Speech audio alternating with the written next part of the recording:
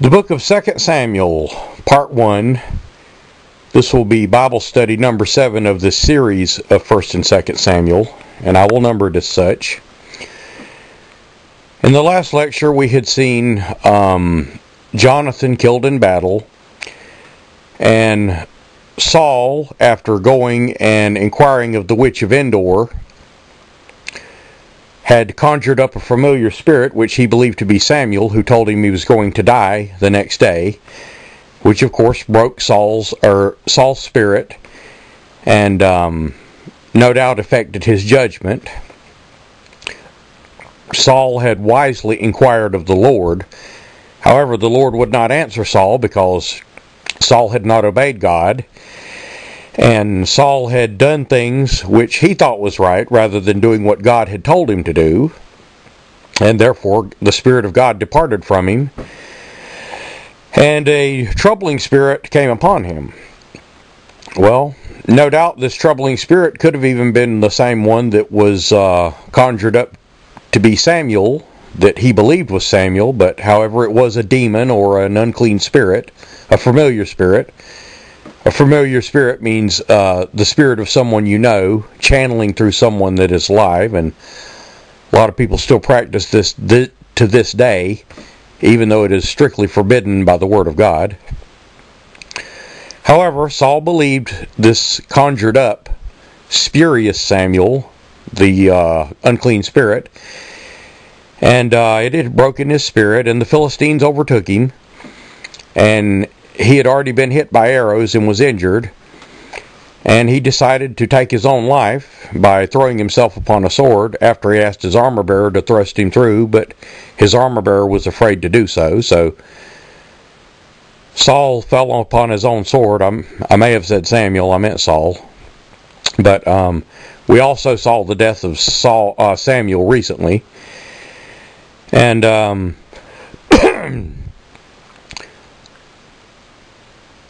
as I have said multiple times in these Bible studies, sometimes we see things as reverse types. In other words, for an example, Joseph went into Egypt as a slave, sold by his brothers. And he ended up, because of how God blessed him, as second to Pharaoh. And his brothers and their father Jacob came down, and they dwelled in Egypt, and were taken into bondage for 430 years. But on the same vein, Moses came along, who was an Hebrew, but he was saved by being put into the river by his mother, and he was picked up by the servants of the daughter of Pharaoh, and the daughter of Pharaoh adopted him, and he became a powerful man in Egypt, related to Pharaoh by adoption. And he dropped back down to the level of being a servant when he killed an Egyptian and went on the run. But he returned to Egypt after that Pharaoh had died, and his son was in place. This would be Tutmosis III or so, around that era. And Moses, by the hand of God, delivered the people back out of Israel, or out of Egypt, delivered the people of Israel out of Egypt. And they came out of Egypt richer than they had gone into Egypt, and with a greater number of people, and they saw the power of God. So you had a kind of a reverse type there. Jacob and his family coming in poor, and Moses and the Israelites leaving rich, in other words, with the spoils of Egypt. And also you have a type in this Saul, because this Saul in the beginning of this book of 1 Samuel was a good man. There was none like him. He was a man after God's own heart. But he was corrupted by power, and he did not obey God. And so he turned into a man of jealousy because of a song sung by women saying, Saul has killed his thousands, but David has killed his 10,000s. So from that point forward, he had an evil eye against David and sought to kill him. And finally, David showed him that he wasn't going to kill him. As a matter of fact, he showed him twice. 2 different times he could have killed him. I think the second time was probably done to show Saul's men that David was loyal to him, and the first time was done just to show Saul. But you have a curious type here of this Saul, who is a good man, becoming evil and being troubled by a familiar spirit, and ended up falling on the sword. And then you've got the Saul of the New Testament, who was a persecutor of Christians, one of the Sanhedrin. In other words, he was a Pharisee, and he was struck down on the road to Damascus by Jesus Christ, and he, on the other hand, turned into a good man, and he wrote most of the New Testament. So you've got kind of a reverse here. You've got Saul being good, going bad, and then you've got a Saul being bad, going good, and having his name changed to Paul.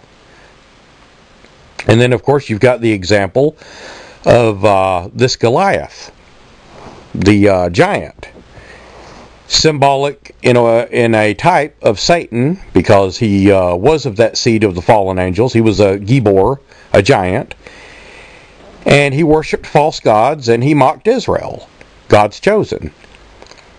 And he was a self-assured man that no one could beat him, just as Satan is self-assured, thinking that he shall have the victory over God.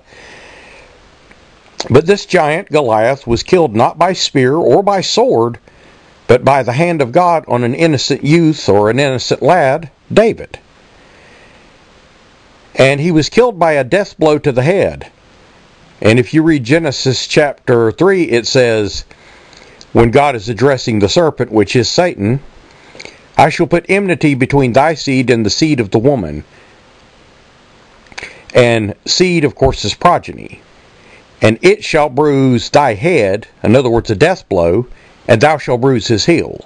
And of course, when Christ was nailed to the cross, his heel was bruised. And David represents here a type of Christ in his innocency and in his faith. His name means well-beloved.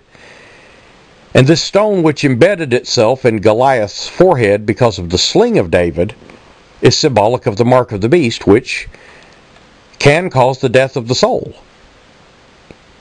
Or at the very least, it can cause deception. Luckily for us, we have a forgiving Father for those who will fall in the deception and worship the Antichrist when he comes. But these are just some interesting types that I'm pointing out. But we're going to pick it up here in 2 Samuel chapter 1, right after the death of Saul, and David's going to get news of this. And we'll see what happens from here. And before we begin, as always, let us go to the Father in prayer and petition our Father and ask for guidance and wisdom. Glorious Heavenly Father, Creator of all things and all souls in heaven and earth, we come before you this day, and we ask, Father, that you enlighten us to the truth, that you show us the deeper meanings in your word, that you show us by type and example and or by literal, so that we may better understand your overall plan. And we ask, Father, that you open the eyes and ears of all who study with us, that they too may receive the truth and understand by these studies. And we ask these things, Father, in the name of our Lord and Savior, Jesus Christ. Amen. So, 2 Samuel chapter 1 and verse 1. Now it came to pass after the death of Saul, when David was returned from the slaughter of the Amalekites, that David abode 2 days in Ziklag. And it came to pass on the 3rd day that, behold, a man came out of the camp of Saul with his clothes rent and earth upon his head. In other words, he's filthy from battle and running from it. And so it was, when he came to David, he fell to the earth and did obeisance. In other words, he bowed himself and saluted David, verse 3. And David said unto him, From whence comest thou? And he said unto him, Out of the camp of Israel am I escaped. Verse 4. And David answered unto him, How went the matter? In other words, how went the battle? I pray tell me. And he answered, That the people are fled from the battle, and many of the people are also fallen and dead. And Saul and Jonathan his son are dead also. Verse 5. And David said to the young man that told him, How knowest thou that Saul and Jonathan his son be dead? Verse 6. And the young man told him, As I happened by chance upon Mount Gilboa, behold, Saul leaned upon his spear, and lo, the chariots and horsemen followed hard after him. Verse 7.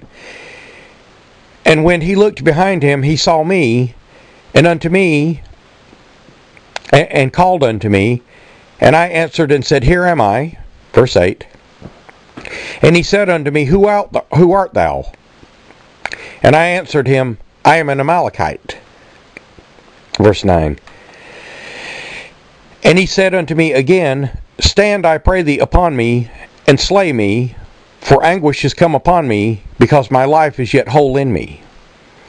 Now, this is an Amalekite, the offspring of Esau, the offspring of the Edomites, or the offspring of Amalek, one of Esau's sons, and he's lying here.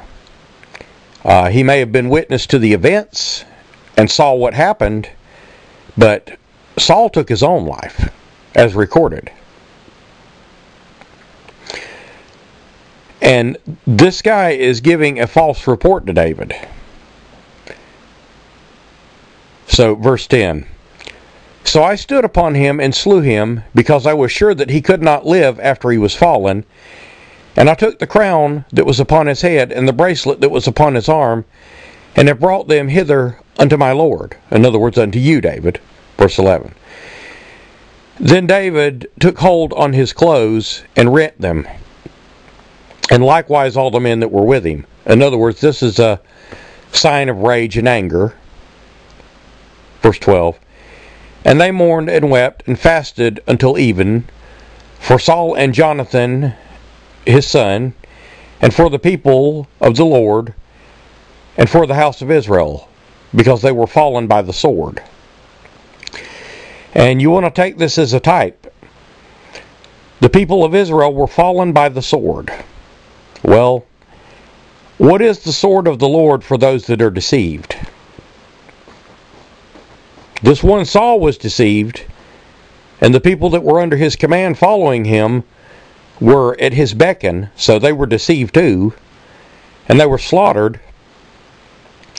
And if you drop the word S off of the word sword here, you'll have the word word. And anytime you go against your enemy and God is not with you, you're going to have trouble. You're going to be in bad shape. And what is the sword of the Lord from the book of Revelation 1:16? It's the two-edged tongue of Christ. In other words, it's the truth, the word. Well, the blessings had departed from Saul, and Saul had not listened to even his own sense. Rather, he listened to a familiar spirit. Verse 13. And David said to the young man that told him, Whence art thou? And he answered, I am the son of a stranger, an Amalekite. Verse 14. And David said unto him, How wast thou not afraid to stretch forth thy hand and destroy the Lord's anointed? Verse 15. And David called one of his young men, and said, Go near and fall upon him. And he smote him that he died. In other words, this little Amalekite had lied about this event, and he paid the price for his lie.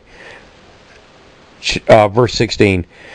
And David said unto him, Thy blood be upon thy head, for thy mouth has testified against thee, saying, I have slain the Lord's anointed. Now, of course, David did not know the one way or the other, whether he had really done this or whether Saul had fallen on his sword and killed himself. But he did say to this one, "Thy mouth has testified against thee." In other words, this one's lie got him killed. He should have just said that I came by and saw Saul laying there and picked up his bracelet and his helmet and brought it to you, and he would have probably been okay. But he was trying to build himself up in the sight of David, and again, he is the offspring of Esau. Verse 17. And David lamented with his lamentation over Saul and over Jonathan his son. Verse 18. And he bade them to teach the children of Judah to use the bow. Behold, it is written in the book of Jasher. And again, this book of Jasher is there's speculation as to whether it really exists or not. The word Jasher means upright, and it's usually refers to the books of Moses, which are the book of the upright, which were held by the Levitical priesthood, the book of the law. But some say that there is an actual book of Jasher, and there have been copies of a book published, but many scholars believe they are fakes. At any rate, for now, this is neither here nor there. Verse 10. And these are the continuing words of David. The beauty of Israel is slain upon the high places. How are the mighty fallen? Now, take a type from this. Lucifer was once the beautiful archangel of God, who fell from grace and lost the blessings of God when his heart rose up in pride. And high places are places of worship. And it says, how are the mighty fallen? Well, read Ezekiel 28 and you're going to hear about this mighty one, Satan, that used to be one of God's favorite protecting cherubs, who is a mighty one, who shall fall. In other words, he's going to be burned up in the lake of fire, as written in Ezekiel 28, or brought to ashes upon the earth, rather, same thing. And he was once a very good person, or a very good being anyway. He was the tree of the knowledge of good and the knowledge of evil, meaning he's known both good and evil. That is a metaphoric connotation, by the way. Verse 20. Tell it not in Gath, publish it not in the streets of Askelon, lest the daughters of the Philistines rejoice, lest the daughters of the uncircumcised triumph. In other words, don't tell anyone what's happened here, because the Philistines will use it to their advantage and like propaganda. Verse 21. Ye mountains of Gilboa, let there be no dew, neither let there be rain upon you, nor fields of offerings. For there is the shield of the mighty is vilely cast away. Or there the shield of the mighty is vilely cast away. And the shield of Saul as though it had not been anointed with oil. And of course Saul had lost the blessings of God, which was the anointing. So there's kind of truth in this statement, even though it's said in irony. Verse 22. For the blood of the slain... Okay, I lost my place. Oh, okay. From the blood of the slain, from the fat of the mighty, the bow of Jonathan turned not back, and the sword of Saul returned not empty. In other words, they went out fighting. Again, David not knowing that Saul had taken his own life, but even so, Saul had probably killed many Philistines during this battle before he was wounded. And of course, Jonathan, we'd already seen what manner of man he was. He went down fighting. It's a virtual guarantee. Verse 23. Saul and Jonathan were lovely and pleasant in their lives, and in their death they were not divided. In other words, they were together, and they were swifter than eagles and stronger than lions. In other words, David's praising them here with much praise. Verse 24. Ye daughters of Israel, weep over Saul, who clothed you in scarlet and other delights, and who put ornaments of gold upon your apparel. Now, again, we have a type from the book of Revelation. This King Saul, who lost favor with the Lord, is likened to the king of Tyre in Ezekiel 28, but also to the king of Babylon of the end times, who clothes the women of Israel, that is to say, the daughters of Israel, the daughters of Zion, if you want to call them that, basically mystery harlot Babylon, with scarlet, and with other delights, and with ornaments of gold. Now, this is a twofold connotation, because Saul did these things to these women, and in other words, he made them rich, he clothed them well, he gave them delights and ornaments of gold for apparel, which is a true statement. But see the type concerning the king of Babylon of the end times, that when he comes claiming to be Christ, he's going to do the same. He's going to lift people up, and he's going to make everything prosperous and everything wonderful, and people are going to fall and worship him, thinking he's Christ. Verse 25. How are the mighty fallen in the midst of battle? O Jonathan, thou wast slain in the high places. Verse 26. I am distressed for thee, my brother Jonathan. Very pleasant how hast thou been to me. Thy love to me was wonderful, passing the love of women. Now,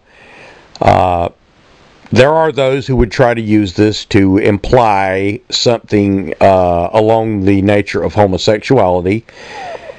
However, what David's talking about here is brotherly love. There is love for a woman in life, and there is brotherly love.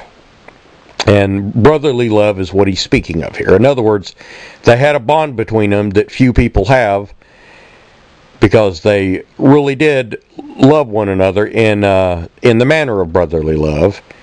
And that's why it says here, passing the love of women, because in this time a man might have many wives, and, if you're truly in love with one woman, then probably you'll stay with one woman, and David himself will have many lives here, but he is lamenting his fallen brother Jonathan, and when I say brother, I don't mean his real brother, I mean he considered him a brother. Verse 27.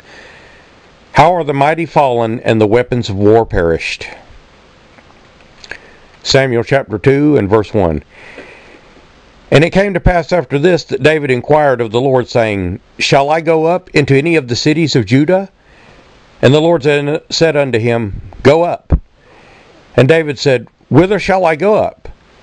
And he said, being the Lord, Unto Hebron. Verse 2. And David went up thither, and his two wives also, Ahinoam the Jezreelitess, and Abigail, Nabal's wife, the Carmelite, in other words, Nabal's former wife, before he died. Verse 3. And his men that were with him did David bring up, every man with his household, and they dwelled in the cities of Hebron. Verse 4. And the men of Judah came, and there anointed David king over the house of Judah. And they told David, saying, that the men of Jabesh Gilead were they that buried Saul. But I want you to pay attention to what was written in the first part of this. The men of Judah came, and they anointed David king over Judah, of the house of Judah. So David is the first king of the tribe of Judah. And it would be of Judah that this king line would come forth, generation to generation, that Jesus Christ would be born through, and of course he will be the true king of Israel. And it will be of this Judah line, which is the king line, by the way, that until Christ returns for his throne, it would always be occupied. In other words, David will be promised that there will always be someone to sit upon the throne, or his throne. And of course that translates down today to they still sit upon his throne, David's family. The House of Windsor of the British United Kingdom, in other words, Queen Elizabeth II, is a descendant of King David through Zedekiah, the last king of Judah. And this can be proven in the works of J.H. Allen and in the works of E. Raymond Capp, where they have traced the seed line. As a matter of fact, J.H. Allen traced the seed line all the way back to Adam, to Queen Elizabeth.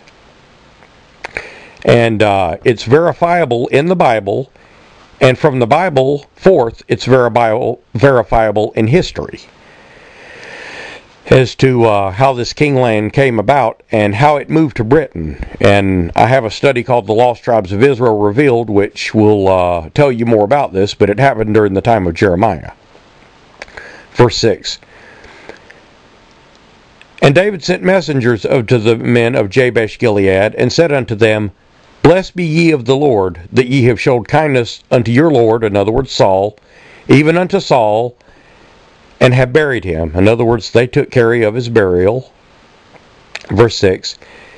And now the Lord show kindness and truth unto you, and I also will requite you this kindness. In other words, I will pay you back at some point for this kindness, because ye have done this thing. Verse 7.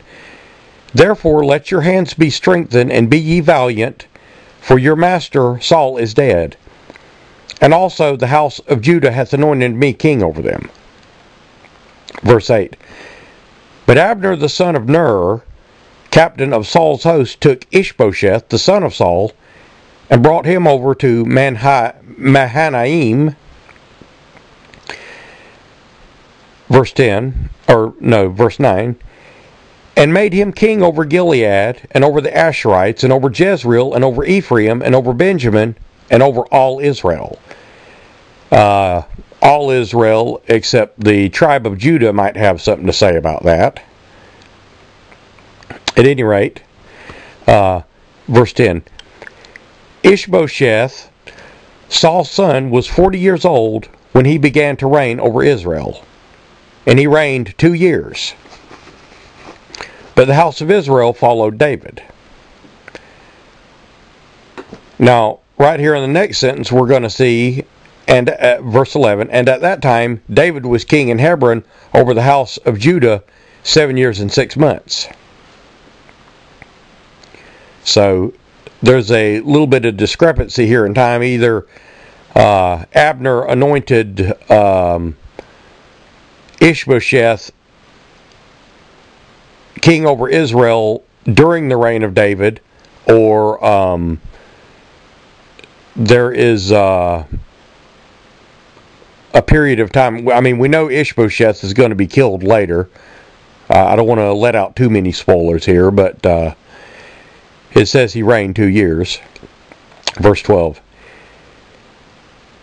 And Abner the son of Ner, and the servants of Ishbosheth the son of Saul, went out from Mahanaim to Gibeon. Verse 13. And Joab the son of Zeruiah, and the servants of David went out and met together at the pool of Gibeon. And they sat down, one on one side of the pool, and one on the other side of the pool. In other words, Joab on one side and Abner on the other side. Opposing armies, the army of Israel and the army of Judah. Verse 14. And Abner said to Joab, Let the young men now arise and play before us. And Joab said, Let them arise. In other words, we're going to have a little war game here. And that's probably all it was intended to be, but it's going to escalate very quickly. Verse 15. Then there arose and went over by number 12 of Benjamin, which pertained to Ishbosheth the son of Saul, and 12 of the servants of David. In other words, you've got 24 here, and 12 are David's of Judah, and 12 are of Israel of Ishbosheth. Verse 16. And they caught every one his fellow by the head, and thrust his sword through his fellow's side, and they fell down together, wherefore the place was called Helkath Hazarim, which is in Gibeon. And Helkath Hazarim means the field of the swords. And this escalated, and they killed each other. Verse 17. And there was a very sore battle that day, and Abner was beaten, and the men of Israel before the servants of David. Verse 18. And there were 3 sons of Zeruiah there, Joab, Abishai, and Asahel. And Asahel was light of foot and as a wild roe. In other words, he was a little bit of a wild guy, and he was quite fast. Verse 19. And Asahel pursued after Abner. And in going he turned not to the right hand or to the left from following Abner. Verse 20. And Abner looked upon him, or behind him, and said, Art thou Asahel? And he answered, I am. And Abner said to him, Turn thee to the right hand or to the left hand, and lay hold on one of the young men, and take thee his armor. In other words, go fight with one of the younger ones, because Abner is a seasoned veteran and a man of war, and easily able to defeat this young lad.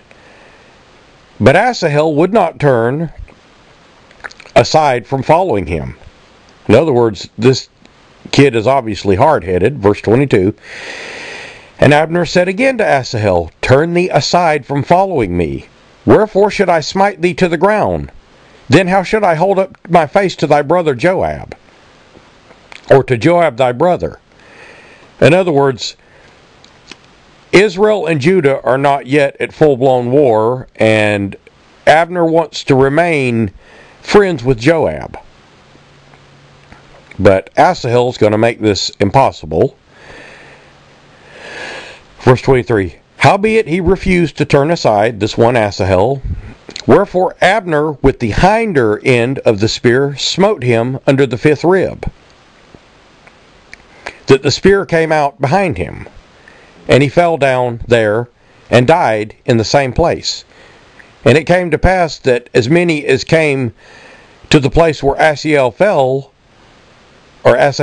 down and died stood still. In other words, they were shocked by this. But Abner really was not given much choice. And it says he took the hinder part of the spear, which is probably the back of it, rather than the pointed end, and maybe didn't even intend to kill him, because he did want to stay in Joab's grace, but he apparently punched him through so hard till it went right through him, and it pierced him. Verse 24. Joab also and Abishai, which are the brothers of Asahel, pursued after Abner, and the sun went down, and they were come to the hill of Ammah, that lieth before Giah, in the wilderness of Gibeon, or in the way of the wilderness of Gibeon. Verse 25. And the children of Benjamin gathered themselves together after Abner, and became one troop, and stood on top of the hill. Verse 26. Then Abner called to Joab and said, Shall the sword devour forever? In other words, is this going to end? Knowest thou not that it will be bitterness in the latter end? In other words, don't you know that this will come to no good? And you always want to watch out for words that say latter, like latter end or latter days or end times, because it has a spiritual connotation here. But we'll continue with Abner's speech here. How long shall it be then, ere thou bid the people to return from following their brethren? In other words, we're Israelites just like you are.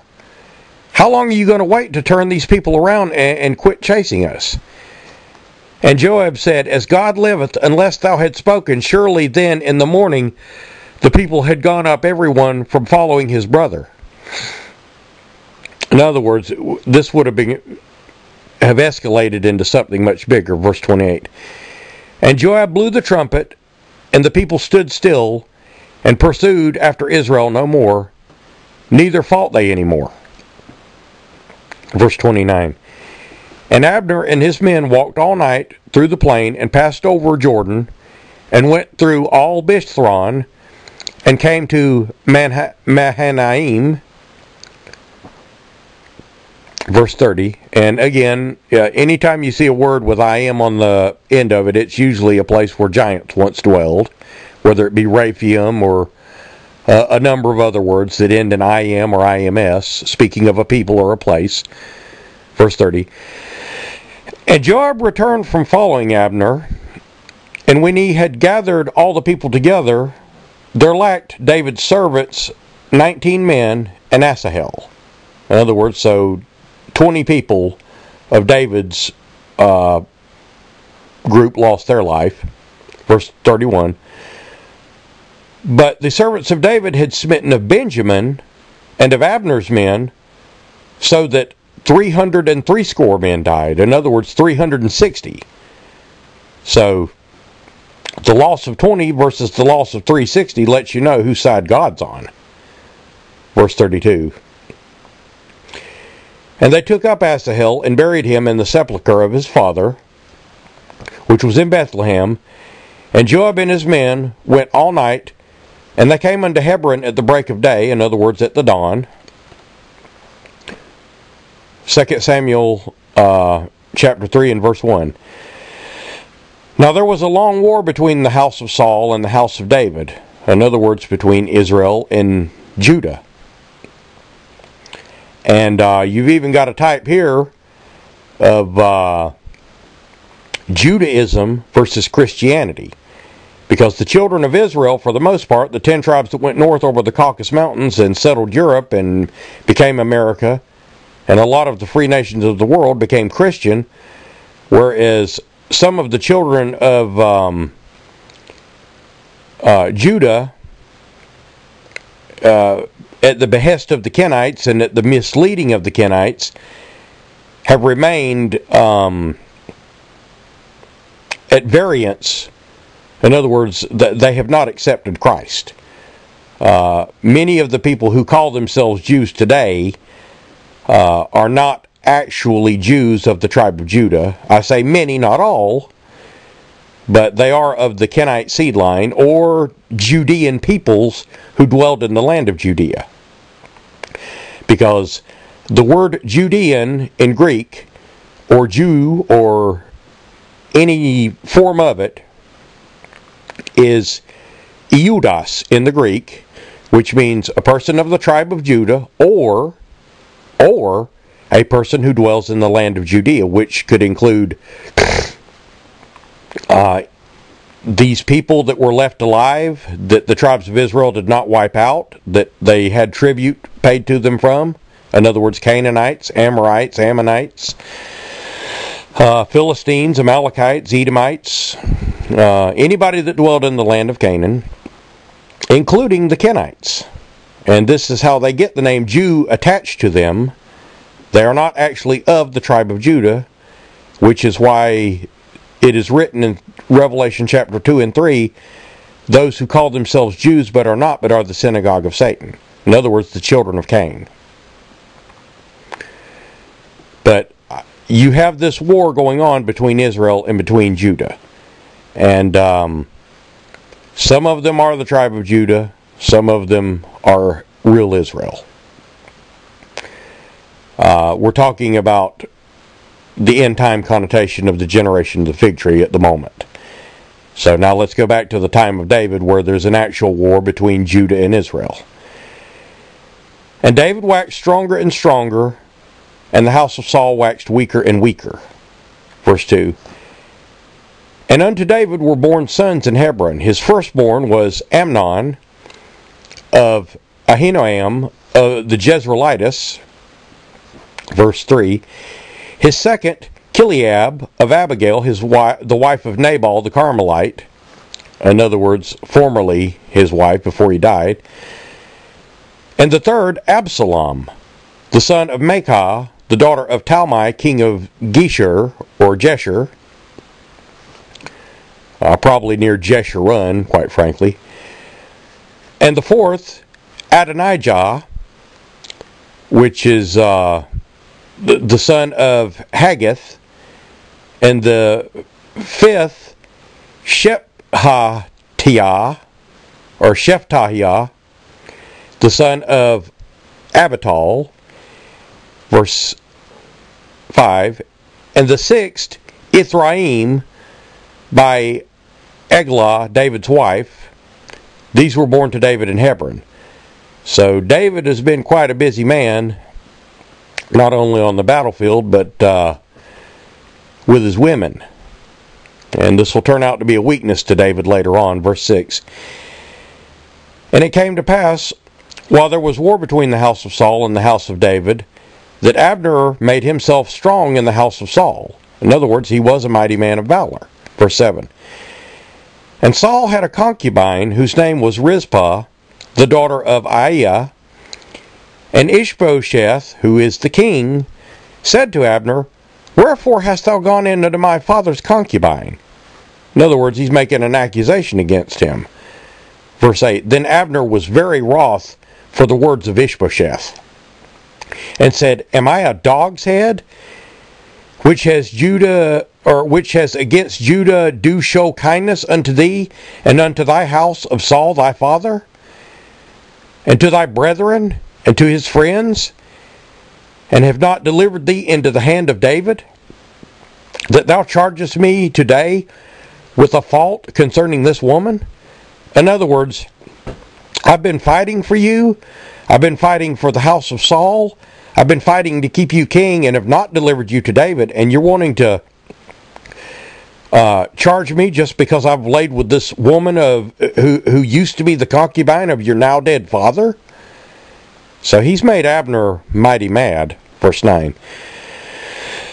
So God do to Abner and more also, except as the Lord has sworn to David, even so do I do to him. In other words, now he's going to go join David.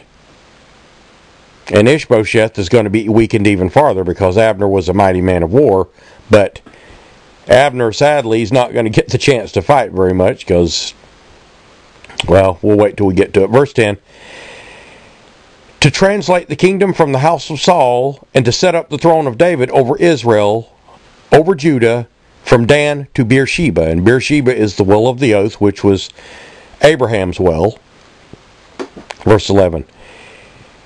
And he could not answer Abner a word again, because he feared him. In other words, he knew Abner meant business. Verse 12. And Abner sent messengers unto David on his behalf, saying, Whose is the land? Saying also, Make thee a league with me, and behold, my hand shall be with thee, to bring about all Israel unto thee. In other words, I'm going to help you to become king of all the tribes of Israel. Verse 13. And he said, in other words, David answered back, Well, in other words, good, I will make a league with thee. But one thing I require of thee, that is, that thou shalt not see my face, except thou first bring Michal, Saul's daughter, when thou comest to see my face. In other words, Michal was David's wife. So he's got plenty of children here and plenty of wives. Verse 14. And David sent messengers to Ishbosheth, Saul's son, saying, Deliver me my wife Michal, and which I have espoused to me for 100 foreskins of the Philistines.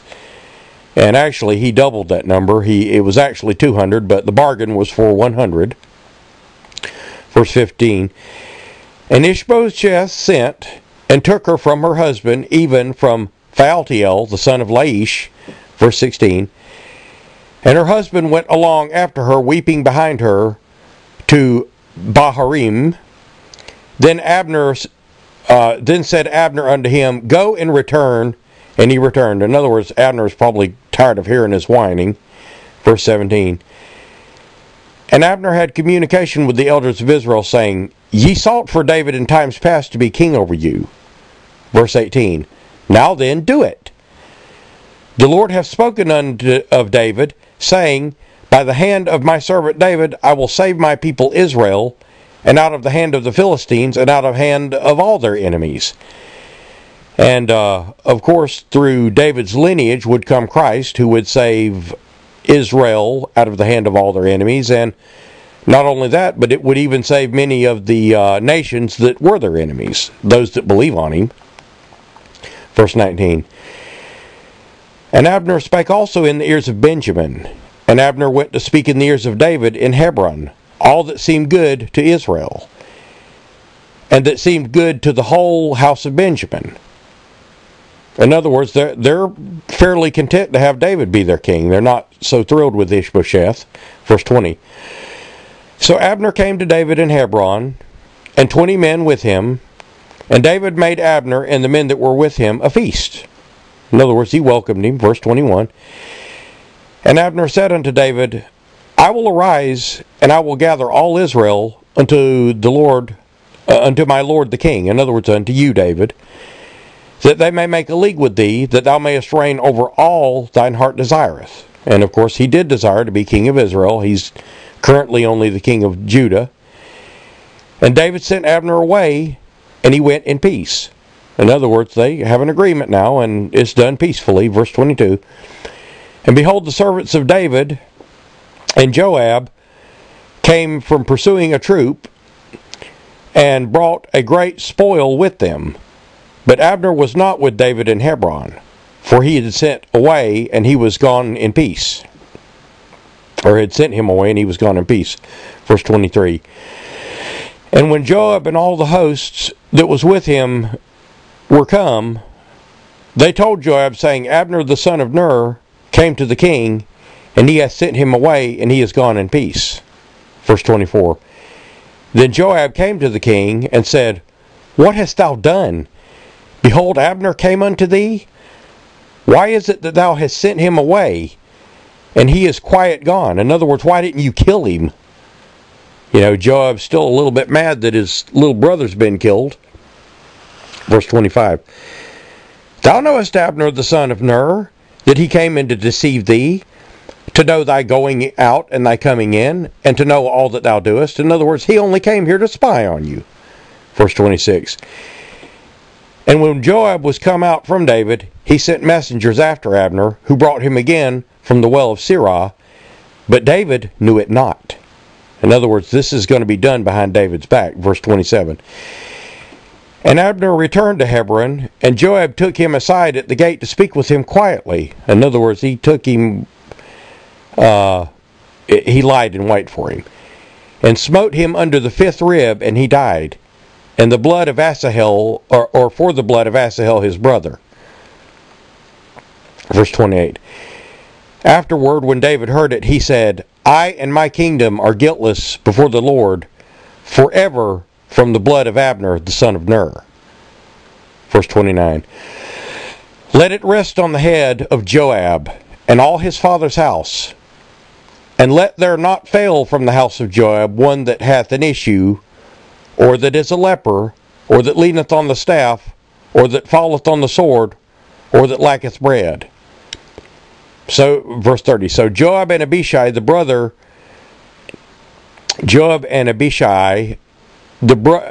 brother, slew Abner, because he had slain their brother Asahel at Gibeon in battle.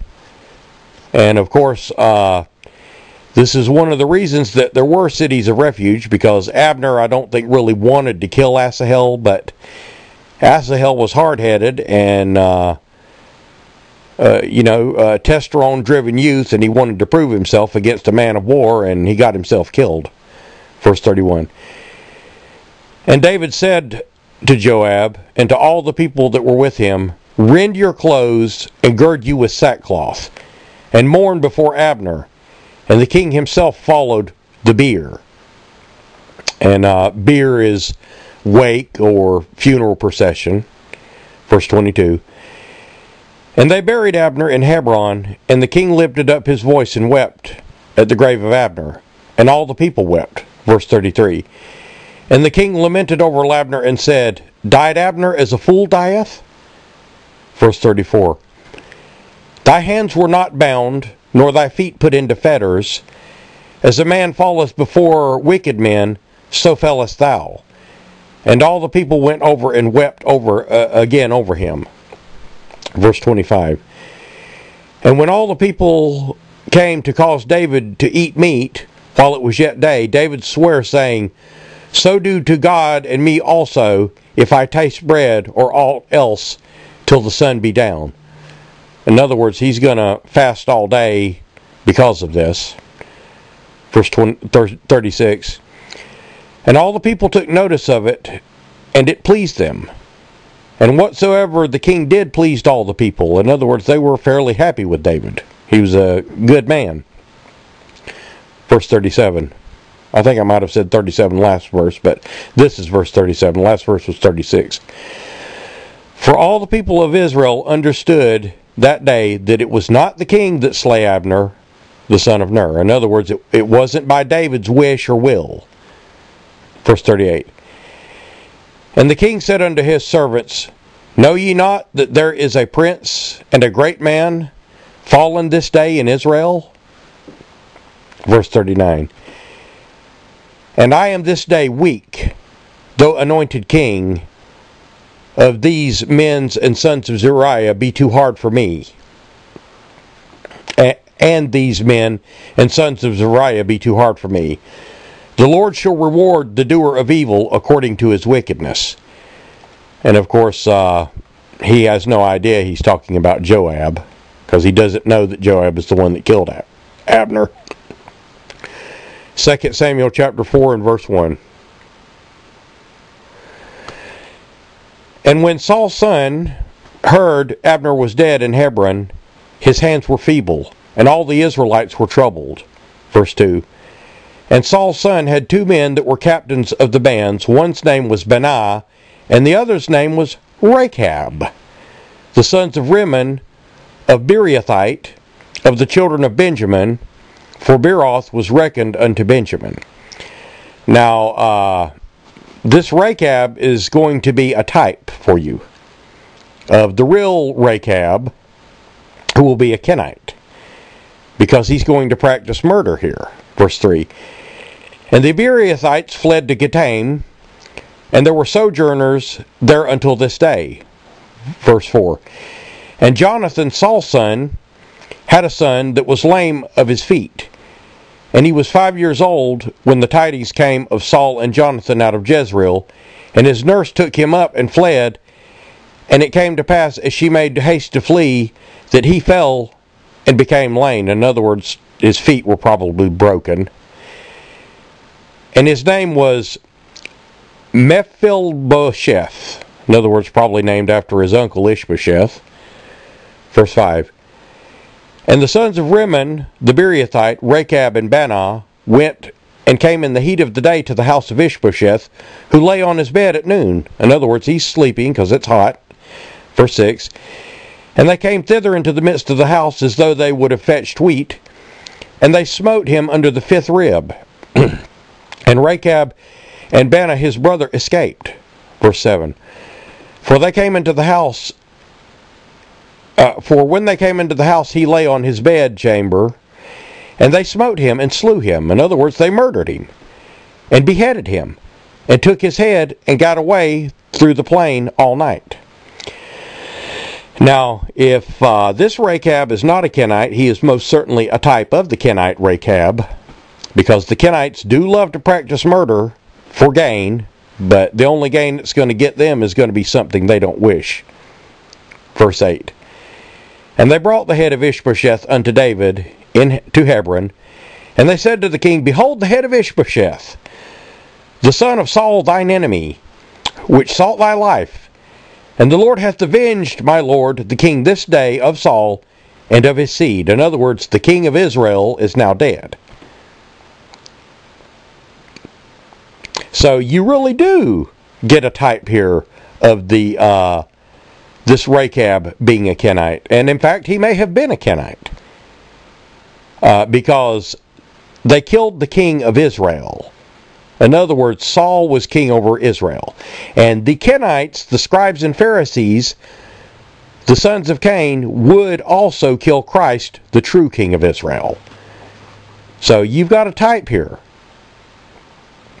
This Ishbosheth is a type who, he was not a valiant man. He was maybe not the greatest leader, but he was murdered in his own bed in his own house. And where was Christ murdered at? He was murdered in his own house, because Jerusalem is God's dwelling. Verse 9.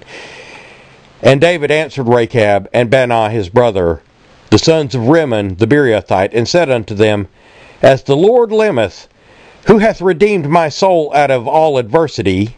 Verse 10. When one told me, saying, Behold, Saul is dead, thinking to have brought good tidings, I told him that slew him in Ziklag, who thought that I would have given him a reward for his tidings. In other words, this is speaking of the youth which David had killed, who was an Amalekite, which is the son of Edom. And these two are of the tribe of Benjamin. Benjamin would eventually join the tribe of Judah and become one tribe, and it would be amongst the tribe of Judah that the scribes and Pharisees would take hold, in other words, the Kenites, and start calling themselves Jews. So these two, Baanah and Rechab, may have very well been Kenites themselves. If not, they are certainly types. I don't know that this is the actual Rechab of the house of Hamath. I think not, but even so, he's a very good type for him. Verse 11. How much more when wicked men have slain a righteous person in his own house, in his own bed? Shall I not therefore require his blood of your hand and take you away from the earth? In other words, you're fixing to be put to death, boys. Verse 12. And David commanded his young men, and they slew them, and cut off their hands and feet, and hanged them up over the pool of Hebron. But they took the head of Ishbosheth, and buried it in the sepulchre of Abner in Hebron. And I think that's where we're going to stop, because we're already up to the 56-minute point here. But these two, Baanah and Rechab, are either Kenites, calling themselves of the tribe of Benjamin, again by land association. Remember how many times I've taught you of land association. The people of the tribe of Judah can either be Jews, actual Jews of the tribe of Judah, or they can be people who dwell in the land of Judea. And Kenites came into the tribes of Judah, or the tribes of Israel rather, during the time of Joshua, and by this time they're dwelling in and amongst the people of Israel, and are probably going by the name Jews. In other words, Judeans. So, if this Rechab is not a type of the Rechab which is to come in the book of Chronicles, he's a very good example of him. I mean, I may have said that kind of wrong. He is, in other words, this Rechab and this Baanah are brothers, and they have killed this one. And they killed him in his own bed, and they did it for gain, for reward. They thought to build themselves up, which is one of the trademarks of the Kenites. So, you know, I would not be a bit surprised if this Rechab was also not a Kenite, and probably the Rechab of the book of Chronicles was named after this one. The Rechab of the house of Hamath. But anyway, or this may indeed be the very Rechab. It's not really made clear as to what year. I mean, Rechab is in the book of Chronicles, and which is not very far after this. And there are a people called the Rechabites, which are the Kenites, which ascended of the Nethinim. So this could be the very article himself, but I kind of doubt it. At either rate, if he is not the Kenite Rechab, he's a very good type of him, because he did murder and he sought gain for it. But he got paid back, as the Kenites shall be paid back in the end times.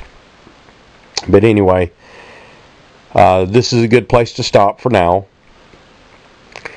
It is my prayer for you always, brothers and sisters in Christ, that you will study this word to the best of your ability, and always, always ask our Father for guidance as you study this word.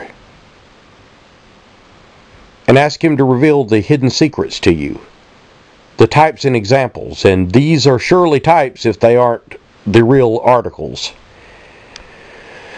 But always petition our Father and ask Him to reveal the truth to you, for He is willing to do so, to give every man his portion. Because your Father loves you, and He wants you to come to the truth. As it is written, He is willing that all should come to repentance and that none should perish. This is the reason He sent His Son into the world, to become the Lamb slain, so that His blood would be sufficient to cover all sins. That is, for those that believe on Him and do the will of God. At any rate, may God bless you in all your studies of His Word as you study in depth. And thank you for listening. This has been Just Thoughts.